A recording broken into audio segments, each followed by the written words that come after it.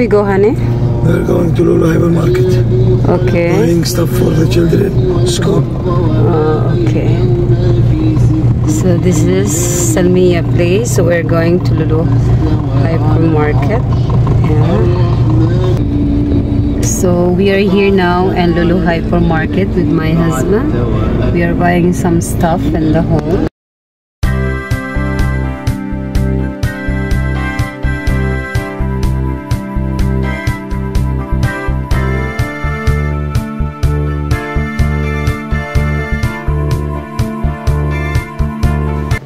So ayan guys, so di mawawala ang Oreo sa listahan namin mag-asawa dahil favorite ng mga anak ko yan na ilalagay sa kanilang binabaon papunta sa school.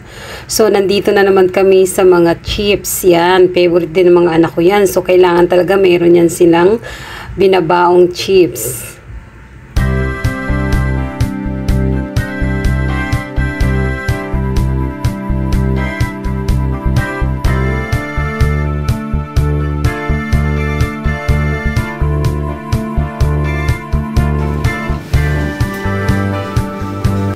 So ayan guys, nandito kami sa mga prutasan. So bumili yung aking asawa ng lemon kasi wala sa bahay.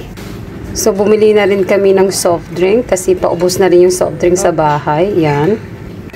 Ayan, so namili rin kami ng kamates dahil paubos na rin sa bahay yung aking kamates. At bumili rin kami ng carrots kasi kailangan din yan sa bahay. Ayan. Ayan, so nandito na naman kami sa may gulayan. So bumili rin kami ng gulay dahil na-miss ko rin magluto ng sariwang gulay. Ayan. No.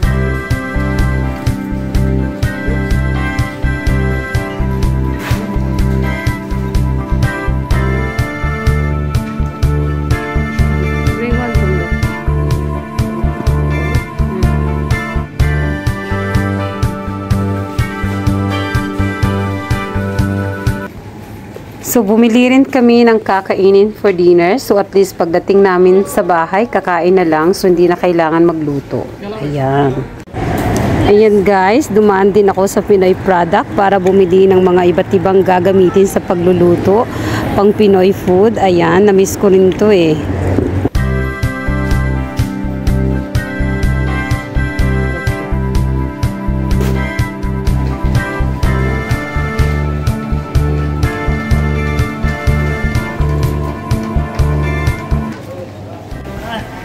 Sa wakas, nasa counter na rin kami para bayaran ang mga pinamili namin. Ayan guys, para makauwi na rin.